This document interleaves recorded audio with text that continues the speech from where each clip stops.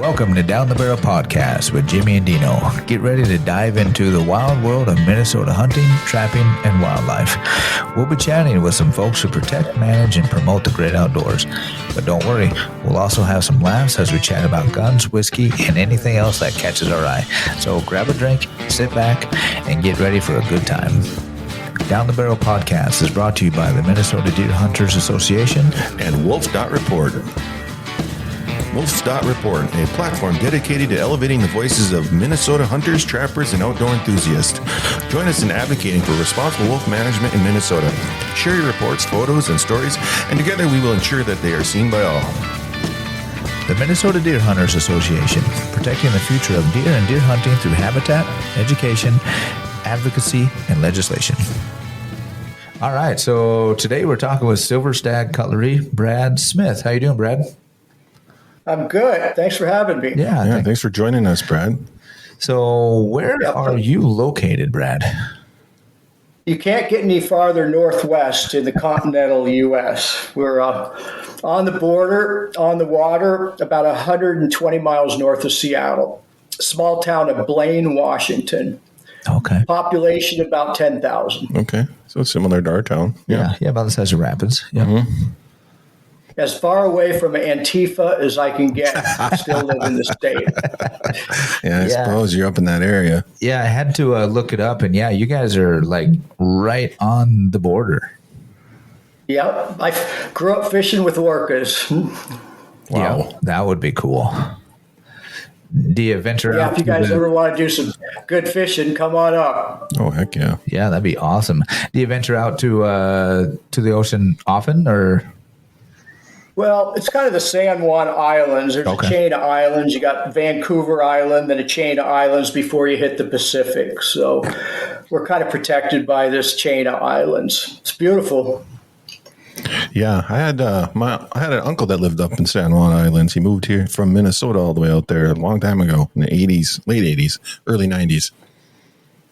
Okay, yeah, I grew up on the San Juan Island for quite a few years, and my family's fourth generation Washington State. But as Seattle grew and got crazier, everyone's left.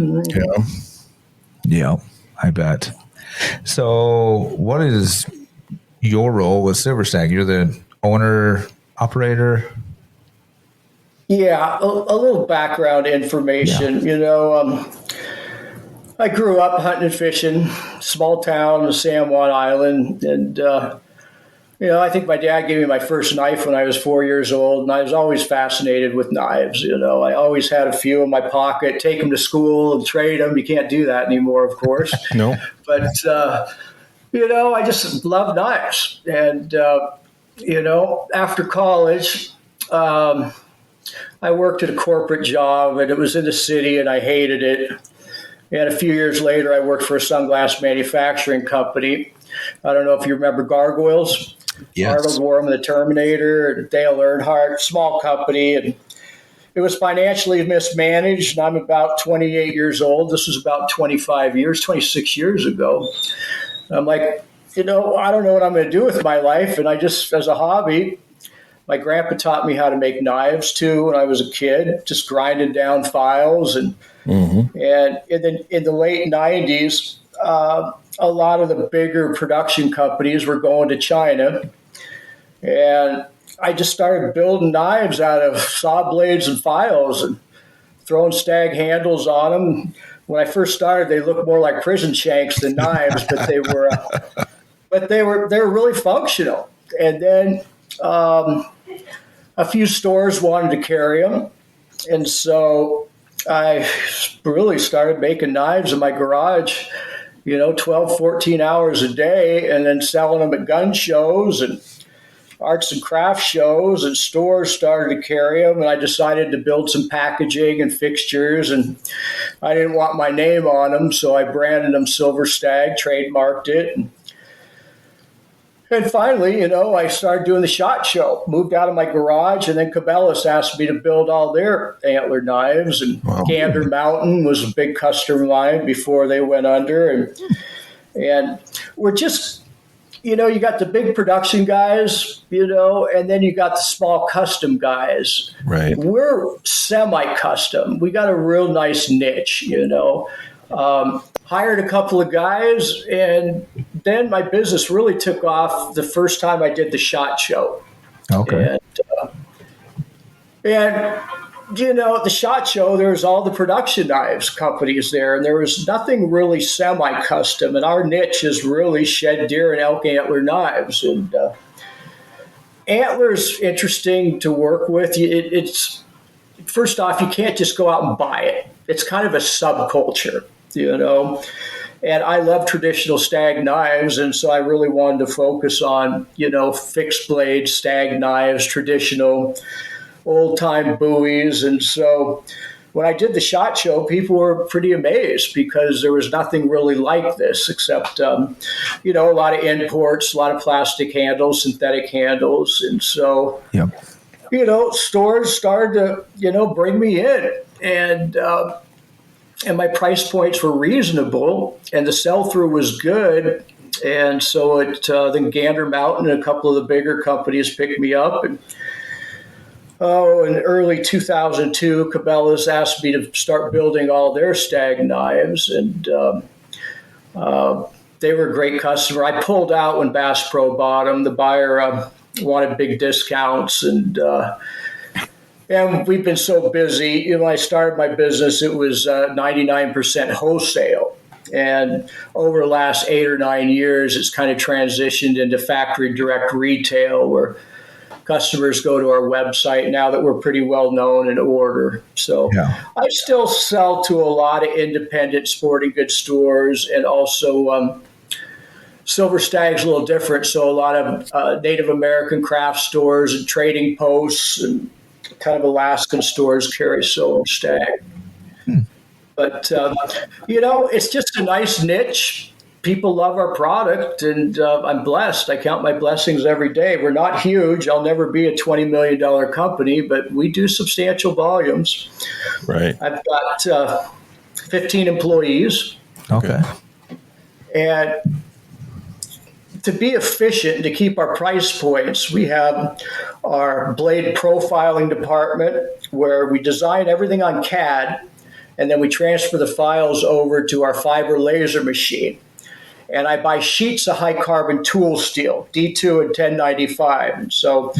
And they're like, 70 inches by 40 inches. And we lay those sheets on our fiber laser, and then we'll cut the blanks, the profiles, like this. That's a profile of a blade out of sheet steel. So then after we profile them, we'll take them and run them on a surface grinder to remove all the rough mill scale. And then we'll hand hollow grind them under beta grinders. So all of our grinds are freehand. And then we'll heat treat the blades, and then we do the assembly.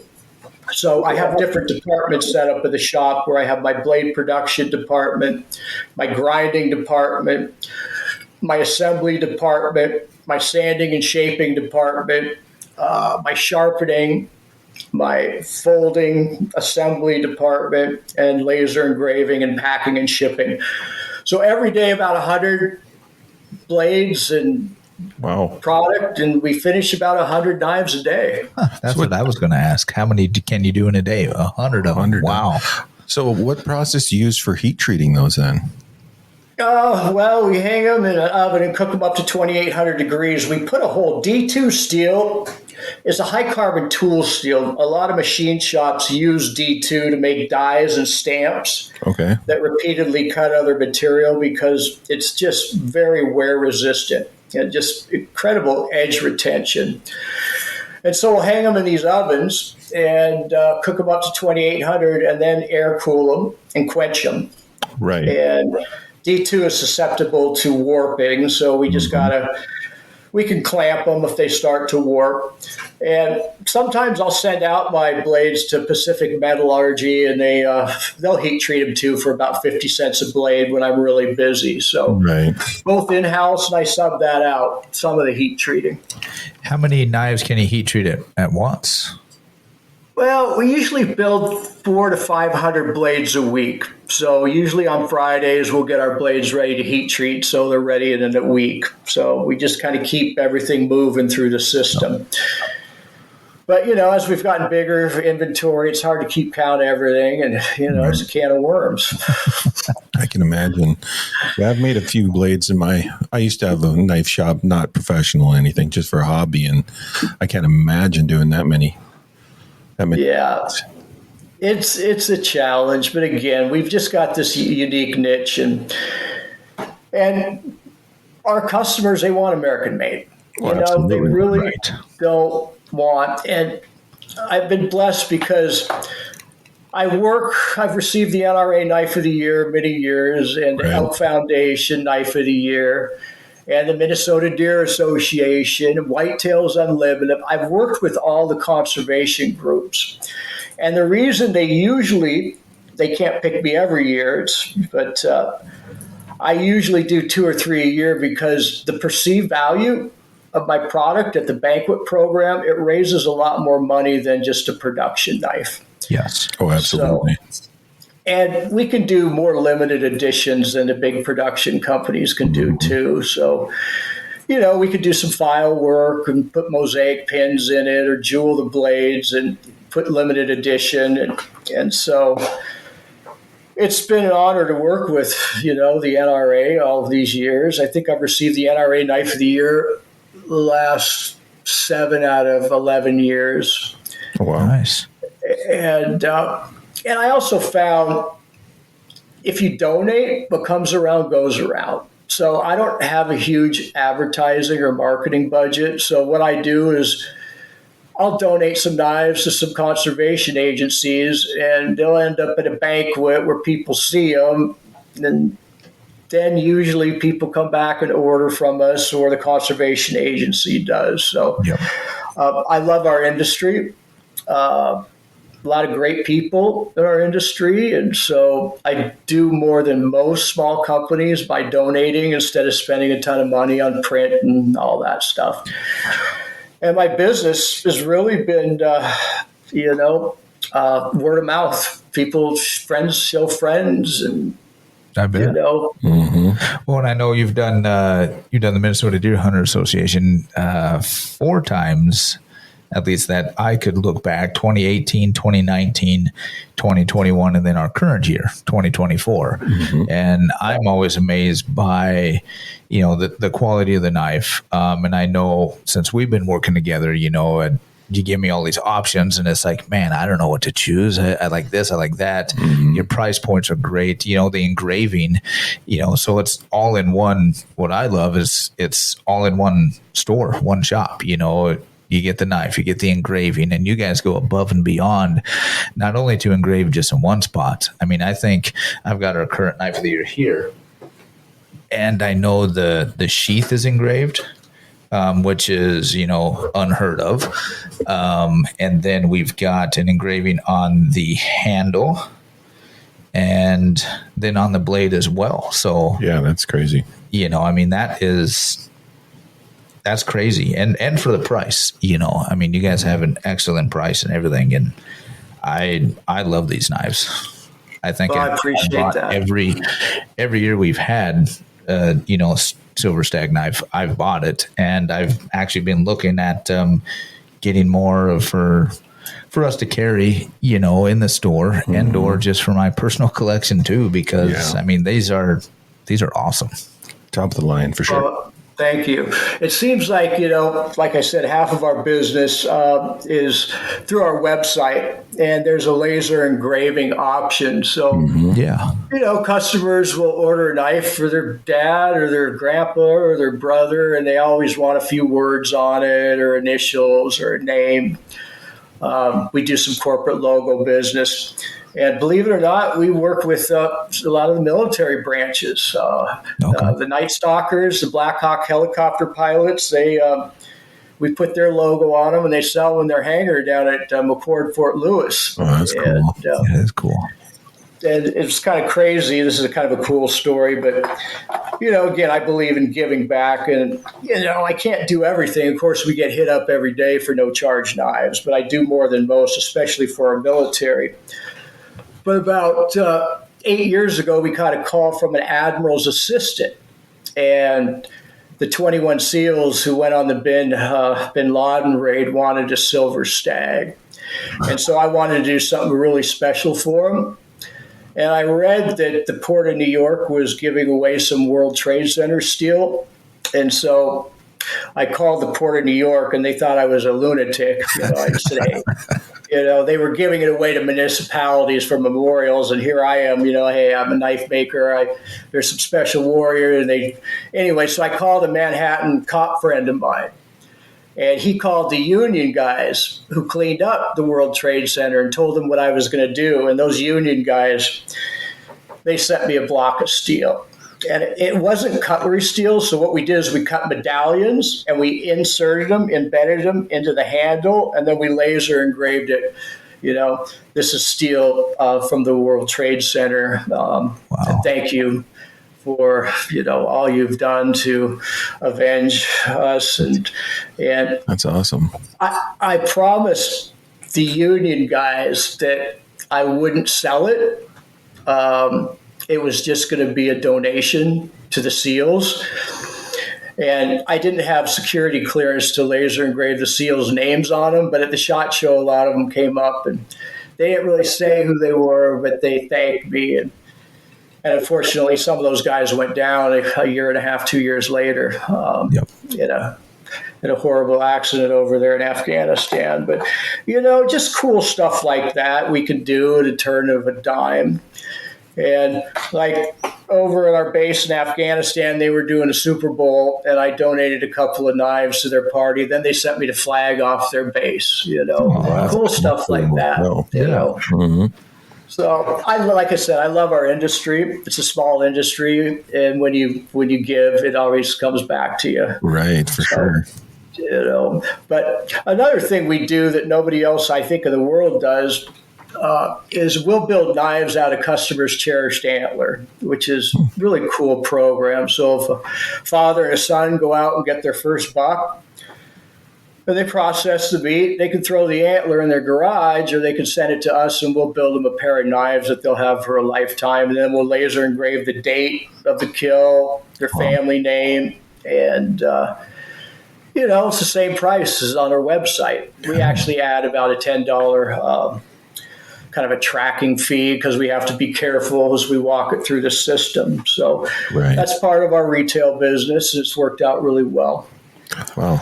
Yeah, that's a really cool option there. That is. That's something that we might, kind of even advertise a little on our end, for sure, just to maybe we can drum up a little bit of extra business for you, because I didn't know you could do that. So that's pretty cool. Yeah.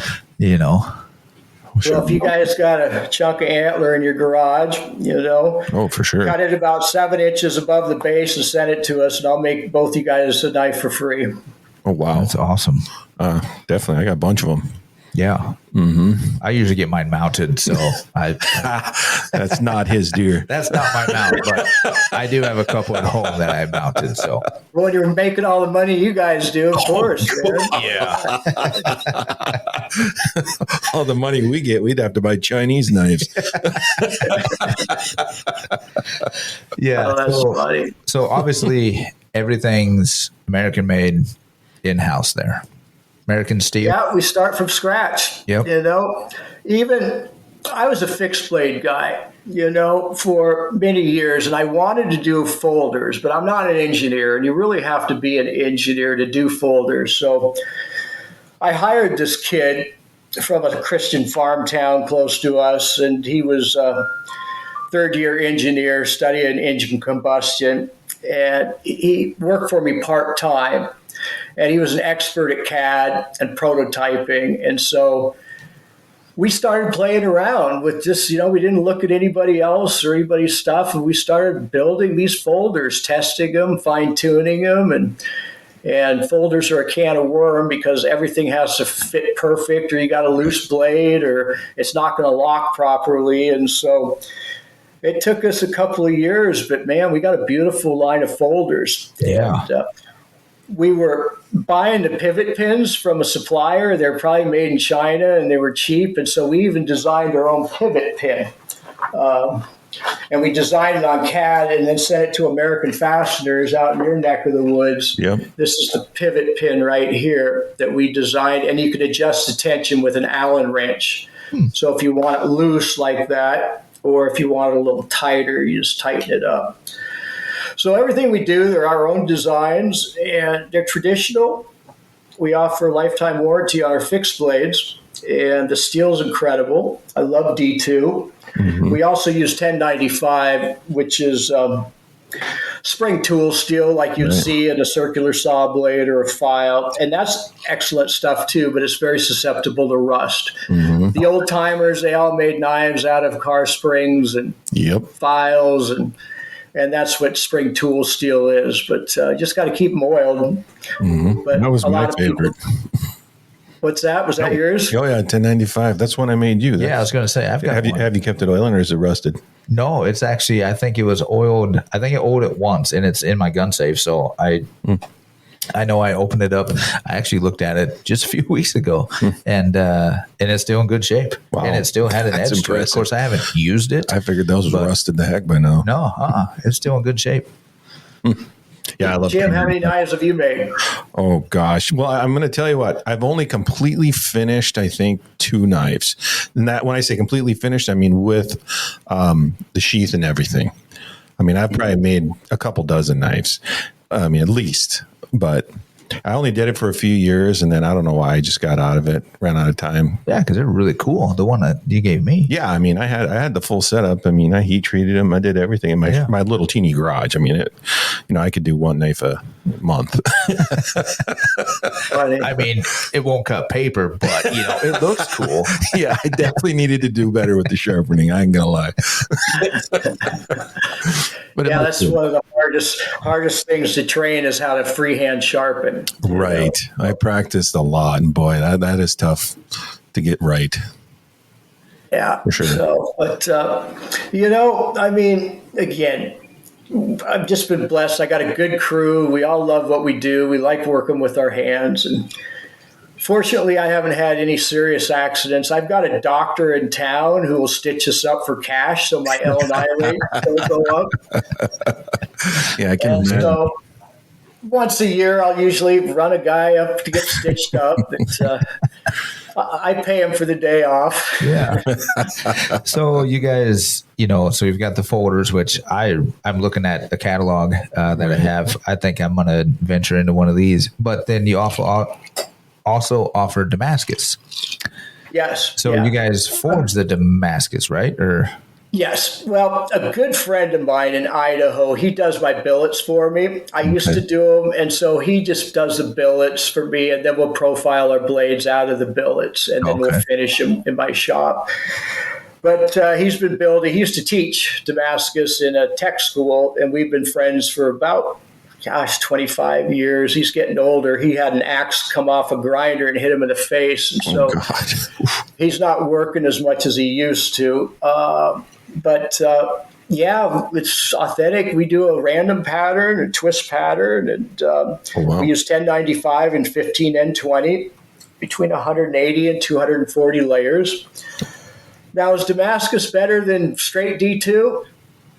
No, not really. I mean, it just looks pretty. It's prettier. Yeah. Everyone's like a fingerprint. And people who understand how Damascus steel is made appreciates it. Mm-hmm. It's great. It cuts great, but it's not like super, anything like super steel, but it is. It's just a fingerprint. Everyone's a little different. Yeah. Just like our knives, if you took 2 of them and held them next to each other, the grind's just going to be a little different. And that's how you can tell a semi-custom knife versus a production knife. The grinds, everything's going to be exactly the same. It was hands-on with you guys. Yeah, and I think that's what I like about the uniqueness of your knives as well, especially when you start getting into the handles. How everyone is a little bit more unique and different now. This year's knife is more, there's not as much individuality in it with the grind. But as for the handles of some of the other knives we've had, they've been, really unique. And that's what I think is cool about it. Yeah. The ones with the crown probably are more unique. Yep. The one with the crown are definitely more unique with the bend or the thickness and everything else. So for sure.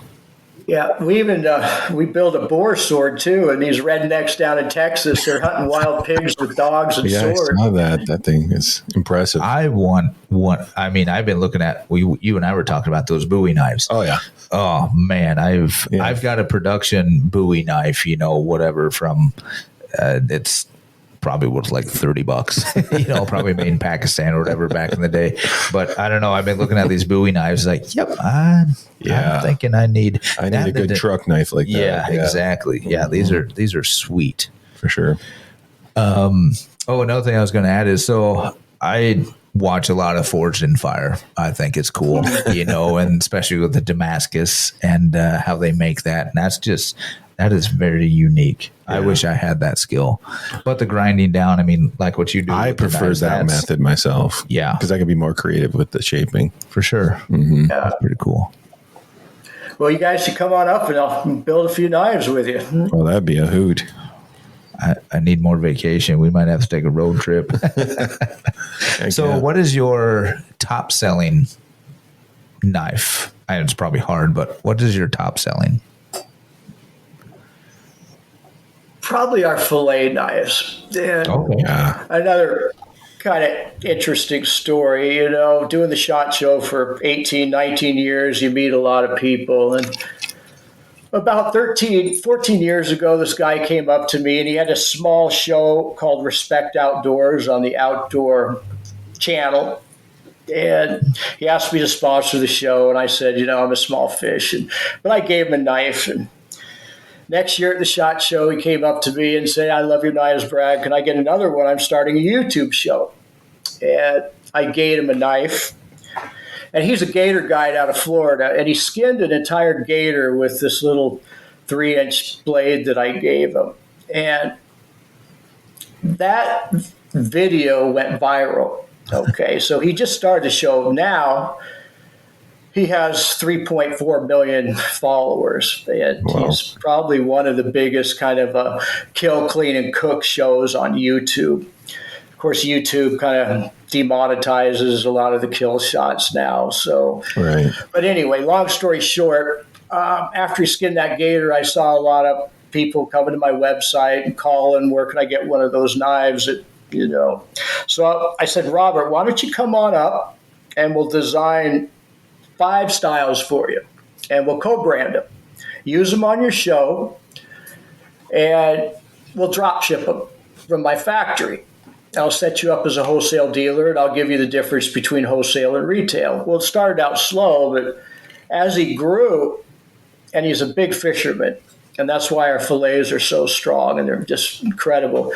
As he grew, we were doing 400 or 500 deer meat for dinner Silver Stag Knives a month, along with Cabela's and Gander Mountain and our independent. So, it just kind of went crazy. But the fillets are amazing. And they've got just the amount, they're not totally flexible, but they've got flex in them and they hold an edge forever. So I would say our top selling would be our Alaskan fillet knife. Oh, wow. And probably our Cub or our Lion folder. We sell a lot of buoys, and we sell a lot of full tang slab, like the Minnesota deer knife that you have. We sell a lot of the full tangs. Right. Because we have different designs. We have full tang, and then we have hidden tang construction. Yep. Which are your fillet knives? Are those hidden tang or are those full tang? I guess I didn't see them. We do.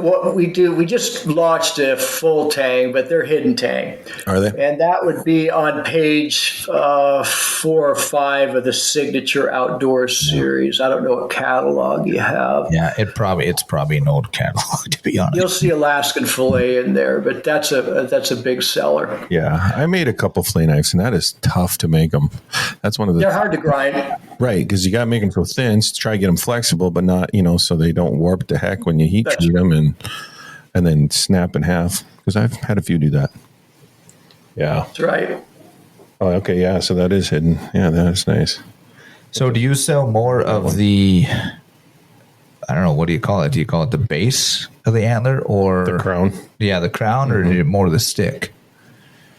We use it all. I buy thousands of pounds of shed deer and elk antler, and it's kind of a subculture. There's 4 or 5 old timers that control the antler market in the U.S. It's kind of a subculture, and they have their, hunter gatherers who will go to deer farms and put up signs in small towns, and I buy thousands of pounds from these guys.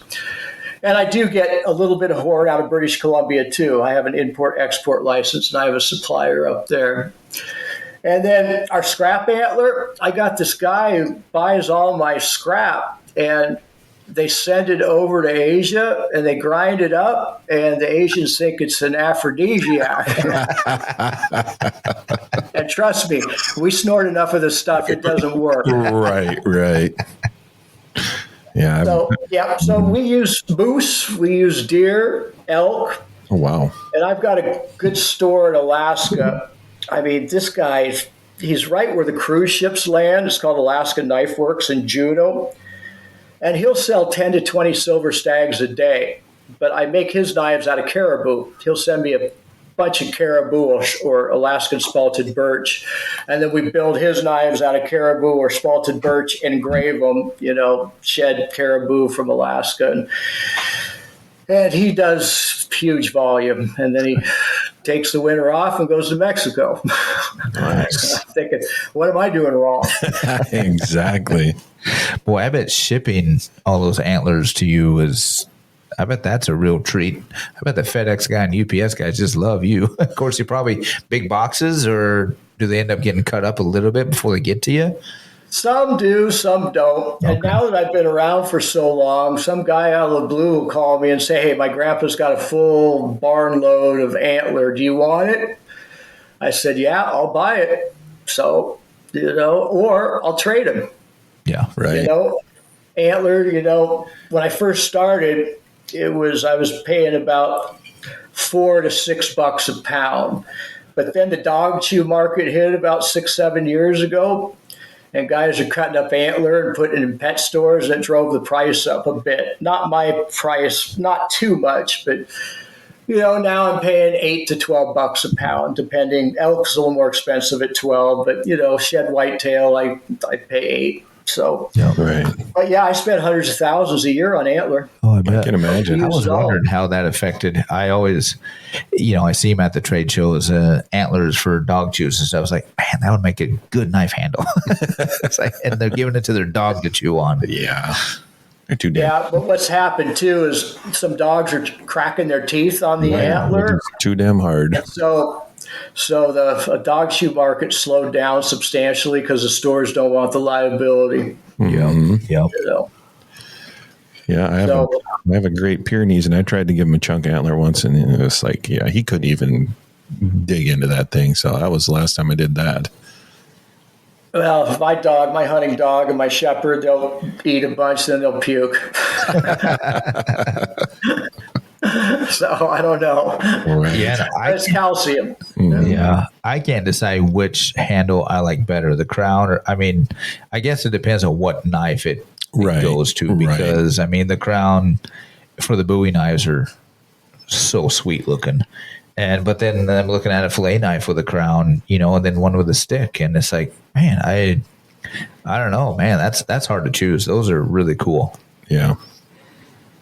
We try to make them really balanced too, so they're really comfortable to hold. And so if there's a little burr sticking up on the crown, we'll sand that down smooth, so when you're gripping it, it's not going to dig into your hand at all. Yeah. Mm-hmm. So. And you guys do, it looks like, chef knives and cleavers and pretty much everything.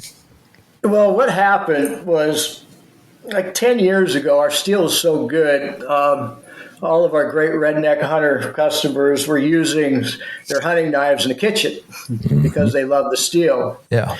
And so a few of them said, hey, why don't you do a nice barbecue set? So I came out with a carver and a fork, and it really took off. And we just every year we'll add a couple of chef knives. And if I were to market that end, it's not the same industry. It's a different housewares industry with different sales reps and trade shows. But if I got serious and put up another chef website and kind of went after that market, it could dwarf what I'm doing now. But, I just turned 60 and I don't want to work harder right now. I'm just try to keep up with demand. It's what we do. So Right. King Ranch is probably our biggest customer. We build all their private label and co-branded knives, and they do thousands. So they're a real key customer, and they let me hunt on their ranch once in a while too, which is kind of nice. Well, that's a bonus. Yeah. That is. And then I see you've got a silver frame series. Yeah, that's just kind of, a price point. We do a Native American fish design, some elk tracks, In God We Trust. And it's just a nice boot or visor knife and throwing knife and 100 retail. It's D2 steel. So, we've tried a little bit of everything, but what we have right now, the more styles we have, the more chances we have to back order. It's a can of worms. So every year we'll design 4, 5, 6 new styles, and then we'll discontinue 4, 5, 6 of the slowest. So it kind of keeps the line fresh. Yeah, that's good. And we don't have a million styles. Right. Because that would be tough to keep up with for sure. So what kind of grinders are you running over there, if you don't mind me asking? We use beta grinders. Okay. Yeah. Yeah, I'll give you a tour of the shop too, and you can see how I'll send you a grinding video. Yeah, that'd be cool. Would be cool. And you guys, for all the sheaths, you make all that, all that Nope. there? No? Don't do the leather. I've done it, but it's a can of worms, and since we're doing, a couple thousand knives a month, there's no way. So I use a small Christian family. They've been doing my leather sheaths for over 20 years. And I use another small cowboy family company out of Virginia. Cool. And that sheath that you have is a pouch. And I like that because 4 or 5 of our styles will fit in that one sheath. And I don't have to have one sheath for every style. And that sheath's nice, too, because you can wear it vertically or horizontally on your belt. And a lot of guys in the South like to wear it horizontally, so when they're getting in and out of their truck or on their tractor or horse or whatever, it's not gouging their side. Yep. Right. So, I love the leather. It's soft. I really like that fastener style you have on there. Just like that. Yeah, that's just to tie it in case but a lot of guys don't wear them. They just throw them in their hunting pack. Some guys carry them, but a lot of guys will just throw them in their pack. We have this one bigger knife. We have a shoulder strap where it goes over your right shoulder and hangs under your left arm, and you really don't even know it's there, but you can quickly reach out and grab it. And so if I'm up in Alaska and I'm hiking, I don't have my handgun, I'm carrying that. No doubt. But as a shoulder holster, I guess I didn't see that one. Yeah, that would be sweet. Headed to the mall with my shoulder holster knife. Yeah, no, that's pretty cool. Well, I know you guys got some incredible hunting out there. I'd love to get out there sometime. Well, we got better fishing here. Yeah, I know. I love the walleye, right? Yep. Mm-hmm. For sure. Yeah, I've heard some stories where guys will go out and camp out in the ice and get hammered and fish all night. That happens every night in the winter around here. Yeah, pretty much. When do we have good ice? Last year we didn't have good ice, so right. The weather's getting a little crazy, but yeah. If we get some good ice, we'll definitely come out. Although I don't know if you want to experience a Minnesota winter, but come out. We'll show you a good time on the ice if we got some good stuff. For sure. Yeah, I'd love to try it. Our climate's, in the winter here, it's just cloudy, wet in the 30s and 40s. And so, but I do a lot of river fishing. The salmon are always coming up in the fall. Okay. And I do some trolling out there in the Puget Sound, halibut and some halibut bottom fishing and ling cod. And then on the coast here, we have a small blacktail. We don't have a lot of whitetails. Yeah, I think I've seen some shows of people out there hunting those things. I think I have too. Little guys. Yeah, they're like big dogs. Right. They're not very big. Yeah. Yeah, we have the whitetail, black bear, obviously the upland birds, but fishing's big around here. Yeah. This time of year, especially, obviously. Yeah. But yeah, ice fishing's Here huge. too. Huge. We do a lot of duck hunting. Okay, yeah. Quite a bit of duck and goose around Here, yeah. Yeah. Yeah. Have you guys ever been out here to Western Washington or the Pacific Northwest? I've been out there, not really spent much time, but yeah, I haven't got to do anything fun out there, just kind of driving through. Yeah, the furthest west I've been is Boise, Idaho. That's Wow. where west as I went. That's where my daughter goes to college. Oh yeah, there you go. Go Big Blue. I love Boise State. I love the stadium. It's that's got to be the coolest stadium I've ever been to. It is awesome. Yeah, I like the state. It's very well managed. The state of Washington has kind of gone to hell in a handbasket. Yeah. For sure. When I was growing up, it was conservative, and a lot of people from the East Coast or California have moved up and to get themselves into government. And that's all I need to tell you. Well, that's why you got into those big cities, right? Well, Seattle, I'm third generation. Seattle was very conservative in the 60s and 70s. It's just been the last 20 years when it's kind of gone crazy. Mm-hmm. Yeah, from what we hear, I mean, obviously we're quite a ways away, but, we hear about it. Yeah. Mm-hmm. Well, it's unfortunate, but, it's the way it is. I was making a joke to my office manager. I said, "Have you seen my passport?" She goes, "Why?" I said, "Well, I've got to go to Seattle to that new country down there called Chaz." Do you remember when they took over the police station and they formed their own little country inside the city? Oh, it's craziness. Yeah. So you said you hunt a little, do more fishing. Do more fishing, and of course, being in the industry, I get invited all over the world, and I got to start taking advantage of that. I'm so busy in the fall that I haven't, but I went down, did some gator hunting a couple years ago on Lake Okeechobee. And I just got back from Guatemala, did some sailfish down there, which was a lot of fun. I'm going bear hunting in Alaska next spring. Nice. Wow. And I got invited over to New Zealand to hunt some red deer. So I'm going to try to do that. Yeah, I don't want to pass that up. But I just turned 60 and I'm starting to slow down and turning more of the business over to my employees. And, I've got two daughters and I don't have a son, and I just don't know when I retire what I'm going to do with this thing. Just make it pay for your hunting trips. There you go. Well, it does. That's for sure. Yeah. That sounds like a pretty good plan. So is there a specific time of year where you're busy, or is it just kind of busy all year round? It's all year. Okay. Because all of the state, like we sell to Mount Rushmore and all our Alaska stores and state parks and trading posts and tourist destinations. So all those orders come in February, March, and April. And a lot of the banquets and conservation organizations, they order most of the year. Yeah. And then, of course, fall season and Christmas is, I know Katie bar the door. Yeah, we would do our orders, obviously, start the conversation in, April, May, and then the order come through and get the knives come that July, August, or July for sure. So I'm sure you had, summer was busy too, making them. Yeah.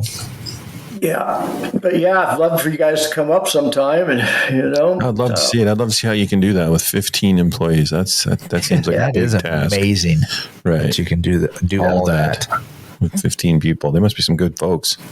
If everybody focuses on one production area, we all have our hands on the finished knives, but it's just in different stages of production. So if you just keep moving the product around, if we build 50 to 100 same style units a day, we're very efficient. Yeah, I was just saying, so that's your guys' process is you'll take one day and make a certain style knife and just do a bunch of them? That's how And we're then the most next day- efficient, but it doesn't always end out Okay. that way. Right. Well, I suppose you always got some oddballs here Depends and on there the that you got to orders. do. Yeah. Yeah, we try to plan in advance. If we do end up getting the Minnesota Deer Association Knife of the Year and it's 75 units or 80 units, we like a month to plan it out.